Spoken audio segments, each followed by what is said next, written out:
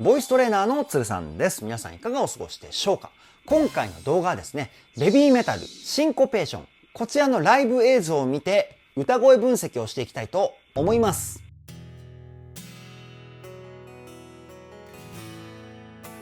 つるさんのボーカルルーム。さあ新年一発目の歌声分析動画はですね、ベビーメタルのシンコペーションとなります。そして今月いっぱい、もしかすると来月にも突入するかもしれないんですけど、ベビーメタル歌声分析強化期間というものを設けております。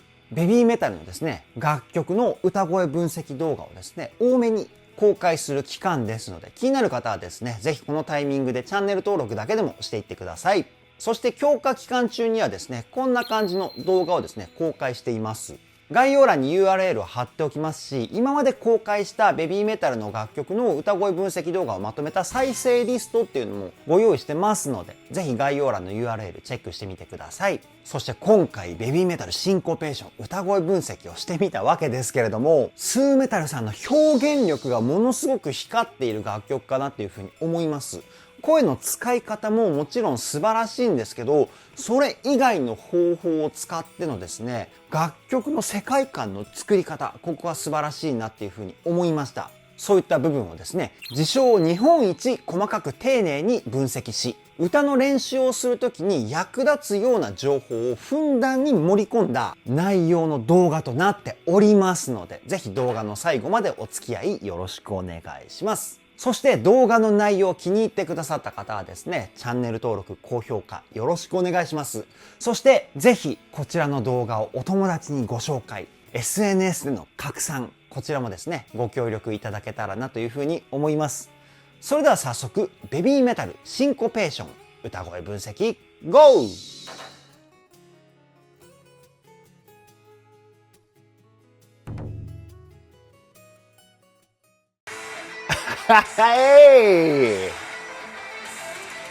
やばいね。これは、かっこいい。めちゃくちゃかっこいいですよね。わかりやすすぎるほどのかっこよさってあるじゃないですか。この部分のパターンの決めって言われるバンド全体で同じリズムのところにアクセントを持ってくる演奏方法だったり、表現方法を決めって言うんですけど、ジャンツツツツツツダダーンみたいな、こういうもう王道中の王道なんですけど、これがまためちゃくちゃかっこいいですよね。メタラーの心をわしづかみにするアレンジなのではないでしょうか。で、そのかっこいいイントロに対して一瞬ベビーメタルの皆さんがパッて見えてまた暗転してみたいな、これもまたね、こっから先どんどん盛り上げるぞみたいな雰囲気がしてもうドキドキしちゃいますよね。次行きますよ。かわいい。いい。いいね。照明のね、この色も。ダメだ。テンションが上がりすぎてもうね、いろいろ喋っちゃいますね。ごめんなさい。なんかベビーメタルってパフォーマンスもベビーメタルならではみたいな雰囲気ありますよね。ヒップホップだったり、そういったダンス的なかっこよさとか、そういった魅力ではなくて、我々日本人の幼少期の頃のなんか手を使った遊びみたいな、そういった懐かしさを感じるようなパフォーマンスがところどころにあるかなっていうふうに思うんですよ。ここにね、僕はね、すごく親近感が湧くというか、なんかね、そういう可愛らしさもありますよね。次行きますよ。かっこいいなぁ。可愛らしさから美しさをみたいな。この流れもすごく素敵ですよね。歌声分析なのにね、イントロの部分でリアクション動画みたいな感じになっちゃいましたけど、なんかそろそろ歌い出しそうですね。行ってみましょうか。いいね。相変わらず美しい歌声ですね。で、今回の楽曲のタイトルがシンコペーションっていうタイトル。シンコペーションっていうのは音楽用語で、1、2、3、4、1、2、3、4、1、2、3、4、1、2、3、4。こういったリズムです。もっと限定的に言うと、1、2、3、4、1のこの1って伸ばしてるところがシンコペーションっていうリズムなんですけど、音楽やってる方の中では、ここのリズムを食うとかそういう言い方をしますね。で、そのシンコペーションが入ってくるメロディーラインだったり楽曲っていうのは、躍動感がものすごいんですよ。そこに対してスーメタルさんさすがですよね。歌のリズムの躍動感もですね、そのシンコペーションに合うようなアクセントの付け方で歌ってるんですよ。これ素晴らしいですね。ララランタタラタタタみたいな。ワン、ツー、スリー、フォー、ワンのところにしっかり合うように歌ってるっていうかね。もう一回聞いてみましょう。ほらほら。タンタタンタンタガタタタみたいな感じで歌ってますよね。ちゃんとね、シンコペーションのアクセントに歌のアクセントも合わせてるんですよね。やっぱりスーメタルさんこのリズム的な部分もめちゃくちゃ強いですよね。で、声の出し方的にはいつも僕の動画を見てくださってるベビーメタルファンの方にはもうおなじみのワードが並ぶと思うんですけど、口の中のですね、口腔共鳴と言われる言葉をはっきりと聞こえさせる音色を作り出すポイントと、声のきらびやかさ、主に声の音色ですね。その辺のコントロールをする鼻の中の鼻腔共鳴、この2つが中心の歌声になってます。で、声量的にはものすごく抑えた感じで歌ってるんじゃないかな。ちょっと小声で話してるような、そんな感じの声の音色と声量バランスかなっていうふうに思います。素敵ですね。次いきますよ。かわいい。かわいいですね。これはね、もう、デレデレしちゃいますよ、これは。笑顔を表現しているモモメタルさんと、可愛いのに無表情のモアメタルさん。もうこのね、ギャップがすごいですよね、二人の。可愛い感じで歌ってるのに無表情のモアメタルさん。やっぱ僕モアメタルさん推しですね。もう一回見てみましょう。可愛い。ほら、可愛い。二人とも可愛いですね。もうずるいですね。ここまで可愛いとね、一瞬でこうファンになってしまうっていうか。次いきますよ。美しい。で、美しさのスーメタルさんですよね。いや、ここまでものすごいビジュアルの3人が同じグループにいるってものすごいことですよね。よくぞ揃ったなっていうふうに思います。それでここの部分のスーメタルさんの歌い方なんですけど、全体的にですね、リズムの雰囲気をぐっと締めた雰囲気を表現するために、スタッカートって言われる音を切るテクニックをですね、全体的に使ってる感じがしますね。もう一回聞いてみましょう。ほら。後半の壊れそうのところはこう伸ばした感じですけど、その前まではタタタタタタタタタみたいな全体的にこう切るようなニュアンスで歌っていたかなっていうふうに思います。全体的に音を切ることによってぐっと締まったような雰囲気が出て、で、最後のワンフレーズだけ伸ばす感じで歌うことによって、この伸ばしているフレーズがですね、ものすごく際立って聞こえるんですよね。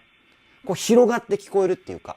いや、この歌の雰囲気の持っていき方もね、すごいですね。天才的だと思います。テンション上がりすぎてごめんなさい。ちょっとね、早口になってしまって、言葉が聞き取れなかったらですね、コメントで質問してもらえたらなっていうふうに思います。編集の段階でできるだけ早く喋りすぎてるなって思ったところは、字幕でね、対応したいとは思うんですけど、それでも分かりにくい方はぜひコメントで聞いてください。じゃあ次行きますよ。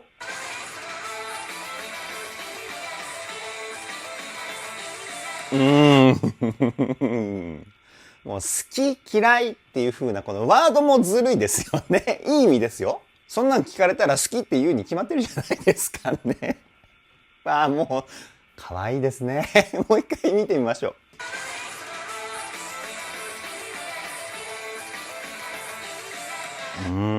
モモメタルさんが笑顔で、モアメタルさんが無表情じゃないですか。逆に言うとちょっと小悪魔的な拗ねてるような表情っていうかね。二人の性格的な、あれですかね。表情ですかね。ここは。なんかそんな気がしちゃいました。次行きますよ。いいね。で、ここで全体的に一つ一つの音のつながりを滑らかに歌うレガートを使ってますよね。先ほどのスタッカートから音をつなげるフレーズに持っていったっていう流れのこの最後の音をつなげた部分の雰囲気をそのままこの B メロでも継続してるっていうか、まるで弦楽器四重奏がこう音を奏でるかのようなこう広がり感を感じれるポイントですよね。もう一回聞いてみましょう。ほらほらほらほら。すごく音が広がってる感じがしますよね。で、最後の一つの音だけがですね、声の音色が変わってるんですよ。どういう風に変わってるかっていうと、肺の中の胸腔共鳴と言われるところの音色を多く使ってるんですよね。この声が太くなるような音色。この音をですね、一瞬ポンって入れることによって、ちょっとミステリアスな雰囲気がしますよね。この音色が入ると次のフレーズどういう風に表現してくれるのかっていうね、そういった楽しみも出てくるポイントかなっていう風にも思います。そして今、モモメタルさんがアップになってますけど、素敵ですね。次行きますよ。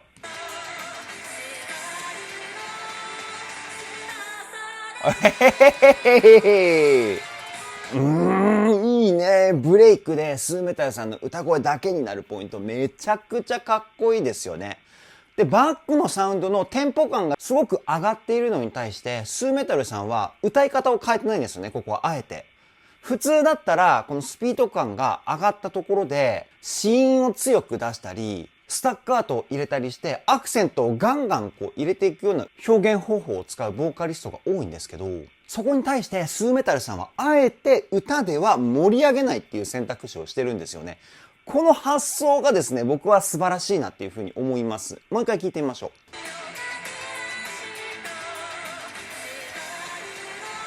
ほらほら。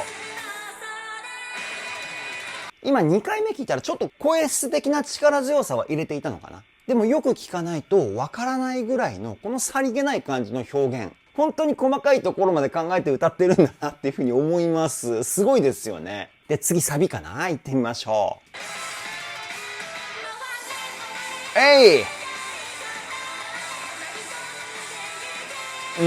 で、ここでスーメタルさんはですね、すごく力強い声を使ってますよね。これは声を出す方向のイメージの話になるんですけど、前方向にですね、声を飛ばすようなイメージで歌っています。で、声っていうのは、前方向に飛ばすイメージを強くすると力強い雰囲気になりますし、後ろ方向に飛ばすイメージで歌うと柔らかい声になるんですよ。こう横を向いた時に分度器をイメージしてほしいんです。0度方向が力強い声になって180度に向かうにつれて柔らかい感じの声になるっていう性質があります。スーメタルさん、このテクニックもですね、実はところどころに入れていて、声を出す方向によって声の雰囲気をですね、大きく変えて表現してるんですよ。で、ここの部分はですね、0度方向ですね。で、使ってる声はですね、地声と裏声の中間の声と言われるミックスボイスっていう声を使ってます。正確にはミドルボイスっていう声なんですけどね。もう一回聞いてみましょ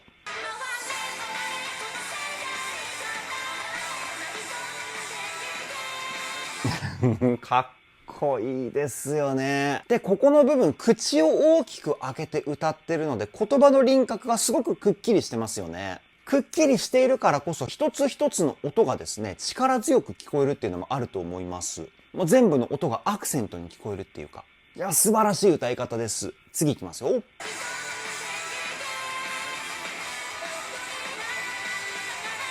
いいね。ここでロングトーンが来るんですね。本当にスーメタルさんのロングトーンって1ミリもブレないのですごく聞きやすいし美しさを感じますよね。もう一回聞いてみましょう。ほらほらほら。すごく綺麗な歌声とフレーズ。それと歌声分析ではないんですけど、カメラワークすごいですね。これドローンかな？ステージの上から円形にこう追うようなカメラアングル。めちゃくちゃかっこいい。次行きますよ。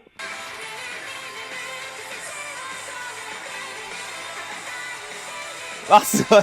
すごいですね。ファンの方たちがこう、なんかこう、渦巻いてましたね。表現方法として合ってるか、ちょっとわかんないですけど、フェスとかでよくああいう光景見ますよね。ファンの方々がすごい盛り上がっていて、なんかこう、渦を巻いているような。いやー、すごい楽しそうですね。で、話は歌声分析に戻るんですけど、いや、声質のコントロールが本当に素晴らしいですよね。ここの部分、先ほども言ったように、ミックスボイスっていうテクニックを使ってるんですけど、声のきらびやかさがすごいんですよ。これはですね、頭を響かせるヘッドボイスっていう音色を使っているからこのきらびやかな感じが出るんですけど、ずっとこの声をですね、キープして歌っているのがやっぱり素晴らしいなっていうふうに思って、同じ歌声をキープさせるためにはやっぱりベーシックな呼吸法だったり体の使い方、この辺がしっかりしていないとできないので、スーメタルさんものすごく真面目な性格なんじゃないかなっていうふうに思います。もう一回聞いてみましょう。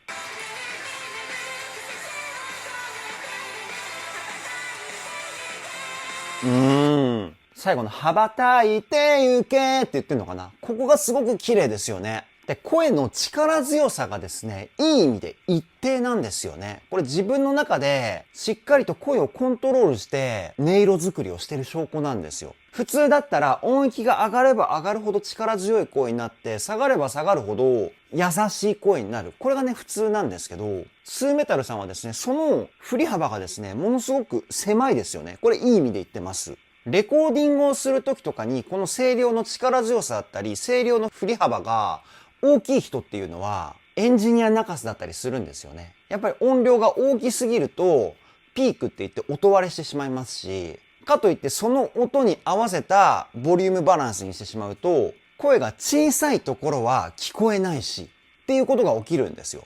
これライブ会場でも一緒で、音響さんのところのこのミキサー卓っていうところでバランスを取るんですけど、声量の振り幅が大きいとバランスが取れないんですよね。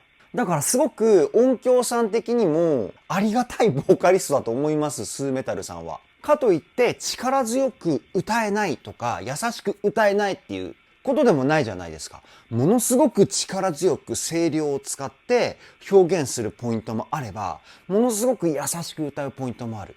こういう風にポイントポイントで声のキャラクターをしっかり分けて歌う。これがスーメタルさんの素晴らしいところなんじゃないかなっていう風に思います。次いきますよ。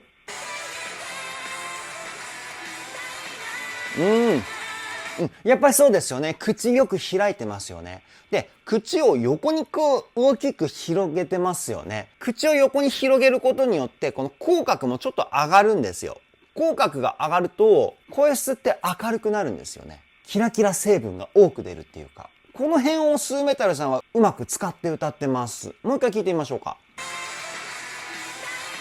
ほらほらほら。歌いながら、みたいな、こういった感じで歌ってますよね。横に広げると、鼻に声がですね、多く入りやすいんですよ。だから声が明るくなるんですけど、こういったね、表情を使った歌い方も素晴らしいですよね。次いきますよ。かっこいいね。最後のロングトーンも長いしね。いやー、さすがです。じゃあ次の歌い出しからいきますね。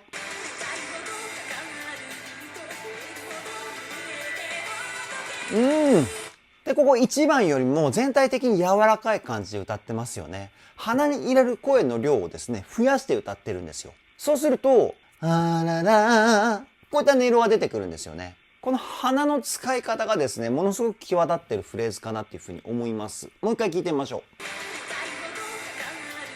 う。ほらほら。で、前半で鼻を使って、すごくこう色っぽい感じの音色を使っていて、後半になるにつれて徐々に声を力強くしていくみたいな、こうクレッシェンドしてるような歌い方でしたよね。クレッシェンドっていうのは徐々に力強くとか、徐々に盛り上げるとか、そういった意味があるんですけど、この短いフレーズの中でいろんな表現をしてるんですよね。すごいです。次いきますよ。ここ好きだなかわいいね。かわいい。もうめちゃくちゃ感情揺さぶられますよ。わあ、かっこいいな、スーメタルさんすごく綺麗だなって思ったら、今度モモメタルさんとモモメタルさんのかわいいみたいなね。多分こういう風に感情を揺さぶられてベビーメタルのファンになった方も多いんじゃないかなっていう風にね、僕思うんですよね。まあ僕がその一人なんですけど。次いきますよ。いいね。で、ここは全体的に力強い感じでしたよね。いや、本当に表現力が神ですね。で、最初のこれ、かっこよかったですね。もう一回聞いてみましょほらほらほらほら。かっこいい。で、ここの部分は先ほどの声を出す方向的な説明をするとですね、前じゃなくて斜め45度上ぐらいな感じなんですよね。力強いながらにもちょっと優しい感じもあるし、ふわっと広がったような雰囲気もあるし、みたいな声ですね。っていう風に声を出す方向にですね、注目して分析してみると、本当にいろんな方向を使ってます。次いきますよ。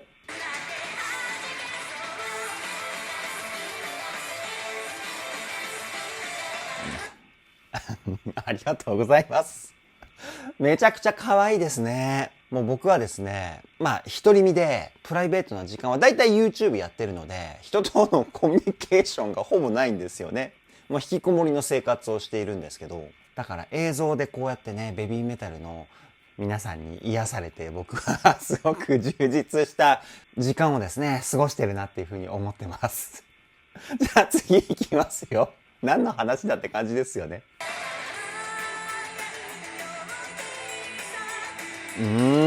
やっぱこの B メロに切り替わった瞬間のこの可憐な雰囲気がですね、僕はものすごく好きですね。で、ここの部分は今日はちょっとね、歌声の方向の話、こちらに集中して説明しましょうか。B メロで全体的にこう、優しいっていうか、ふわっとした感じになったじゃないですか。これはですね、声の方向を後ろ160度ぐらいかな。このぐらいの方向で歌っていると思います。A メロは前、B メロは後ろ。で、サビになったらもう本当に0度みたいな。多分こういう感じだと思うんですよ。もう一回聞いてみましょう。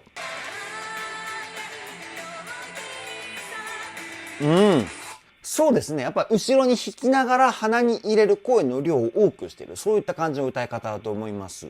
素晴らしい。次いきますよ。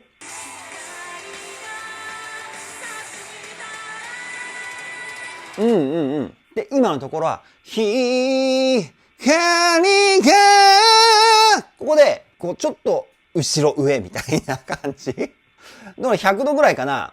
で、さしたら、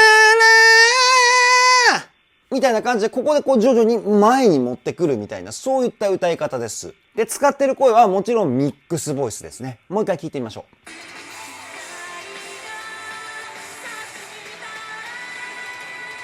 最後のラのところとか、特にすごく力強い感じの声になってますよね。ここで前方向になってます。こういった後ろから前へっていう風な声を出す方向を意識して歌うことによってサビの力強いこうまっすぐ前に飛ばしたような声につなげてあげるっていう流れですよね。多分この声の方向によって声質が変わるっていう風な説明の仕方をしてるボイストレーナーの方はいないんじゃないかなって思うんですよ。だからぜひこの動画にたどり着いた皆さん、カラオケとかでベビーメタルの歌を歌うときにこの声の方向のイメージやってみてください。スーメタルさんの歌い方に少しでも近づけると思います。じゃあ次行きますよ。かっこいい。そうですね。やっぱりここでこうまっすぐ前にっていう感じになってますよね。で、全体的に子音も強いし、軽くですけど全体的にスタッカートもついてるから、アクセント的な強さもあるし、歌声的な強さもあるしっていうことで、ものすごい力強い歌声になってます。もう一回聞いてみましょ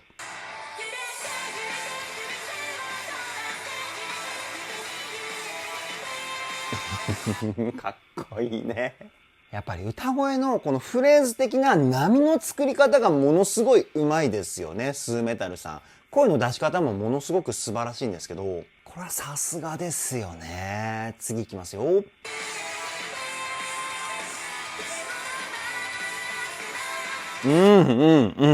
力強さは中になんか切ない感じがありましたよね、今のワンフレーズ。手を伸ばせば、みたいな感じになってんのかな。もう一回聞いてみましょう。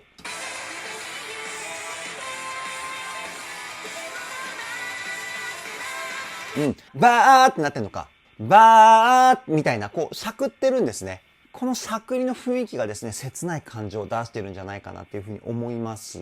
普通だったら、バーみたいな感じで滑らかにこうしゃくっていくんですけど、スーメタルさんはここ、バーみたいな感じでこう、カクみたいな、折れ線グラフみたいな感じの表現方法をしましたよね。こういったしゃくりの使い方僕ね、初めて聞いたかもしれないです。めちゃくちゃかっこいいですね、これ。いや、どのぐらい歌の表現の引き出しを持ってるのでしょうか。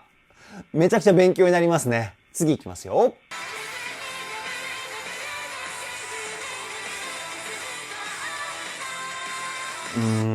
で、ここも全体的に切ないような気持ちで歌ってますよね。あまり表情を動かしていないのかな？てか、口をあまり開いていないのかな？他のパートに比べて。もう一回聞いてみましょうか。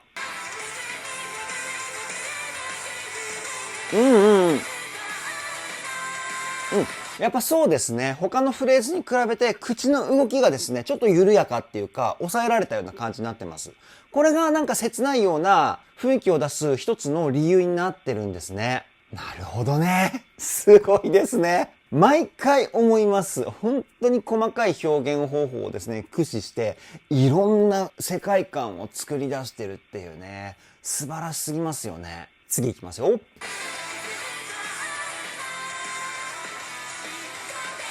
あららららららら。これ可愛いですね。指の動きがめちゃくちゃ可愛かったですね。で、歌詞でシンコペーションっていうワードが出てきて、ものすごくこれね、タイトルにもなってるので、パワーワードですよね。すごく目立つ言葉っていうか、シンコペーのこのペのところがシンコペーションしてますね。ちなみに。次行きますよ。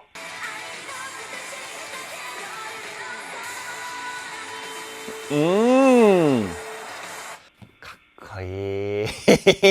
かっこいいね。サビの最後はこうね、照明が赤になるっていうのがね、またかっこいいですよね。いやー、たまらないですね、これは。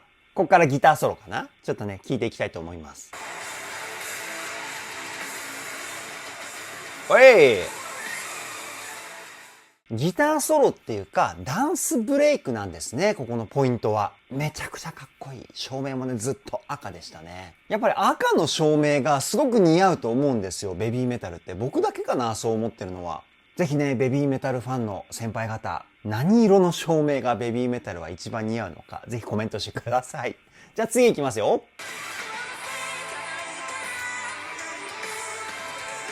いいね。ものすごく美しいメロディーで、テンポもハーフテンポになって聞きやすいポイントになってますよね。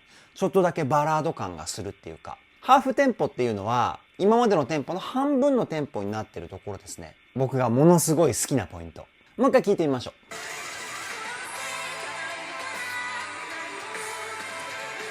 う。で、ここのポイントなんですけど、音域がこう徐々に下がっていくようなフレーズになってるじゃないですか。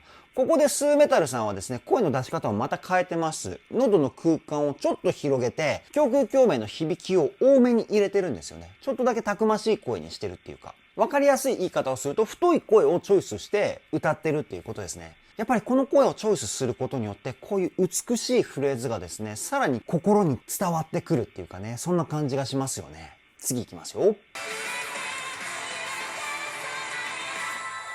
はあかっこよすぎるでしょ、今のところ。最後がこう、ハーモニーになってるんですよね。多分3つのパートでハモってる三声コーラスっていうポイントだと思うんですけど、ブレイクになってこの美しいハーモニーはちょっと反則ですね。もう一回聞いてみましょ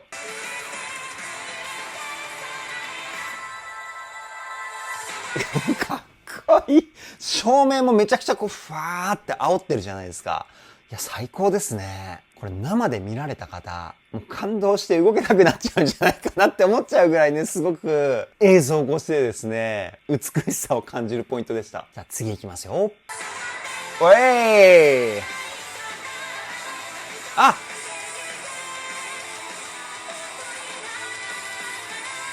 気づきました、僕。回れ回れって言ってるから、ファンの皆さんが回ってるってことね。そういうことか。気づいちゃいましたね。今僕、めちゃくちゃ楽しそうですね。次行きますよ。いいね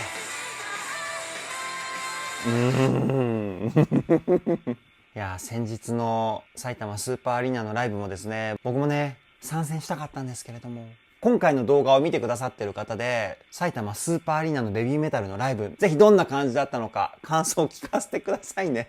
やっぱりね、ライブ映像を見ると、ものすごく行きたいなっていうふうに思うんですけれども、今回そのライブがあるっていうことを知ったのが、キンキンだったため、ちょっとスケジュールが確保できなくて、行けなかったんですけど、次回は参戦したいなっていうふうに思いますので、先輩方ぜひそういった情報もですね、コメントで教えていただけたらなというふうに思います。次いきますよ。はい。あ、なるほどね。ここはこう繰り返して最後に持っていくっていう流れなのかな。わあ、もう曲も終盤ですね。すごく寂しいですね。続きじゃあいきますよ。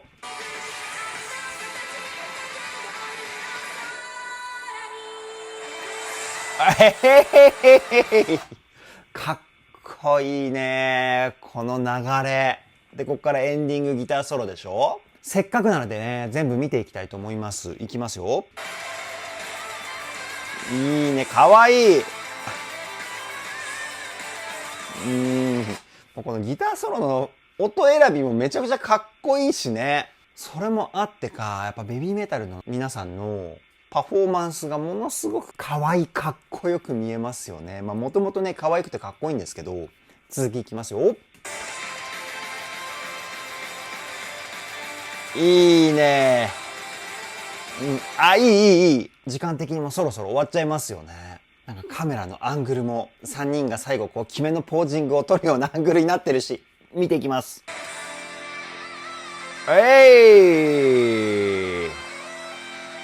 うわー、かっこいい。ここで終わりかな。あとね、4秒残ってるんですよ。せっかくだから見ていきますね。あ、終わりだ。終わりでした。いやー、今回もめちゃくちゃかっこよかったです。以上、ベビーメタル、シンコペーション、歌声分析はここで終了です。いやー、めちゃくちゃシンコペーションしてる楽曲でしたね。超かっこいい。やっぱりメタルとか、激しい系の楽曲はシンコペーションが入ってくると、すごくかっこよさが際立ってきますよね。そこに対して120% 魅力を発揮したベビーメタルの3人がですね、素晴らしすぎましたね。もう魅力がたっぷりと伝わるのが、ライブっていう風に、毎回コメントでベビーメタルファンの先輩方がですね、教えてくれるので、本当にね、この動画撮影するのが僕はね、楽しみで仕方がないんですよ。なので、これからもぜひ先輩方、いろんな情報をですね、コメントで教えていただけたらなというふうに思います。そして動画の内容をですね、気に入ってくださったり、共感してくださったら、ぜひこちらの動画をですね、お友達に紹介していただいたり、SNS で拡散していただけたらなというふうに思います。ぜひ皆さんのお力をお貸しください。それでは今回の動画はここで終わりです。動画の内容を気に入ってくださった方は、チャンネル登録、高評価よろしくお願いします。では、ボイストレーナーの鶴さんでした。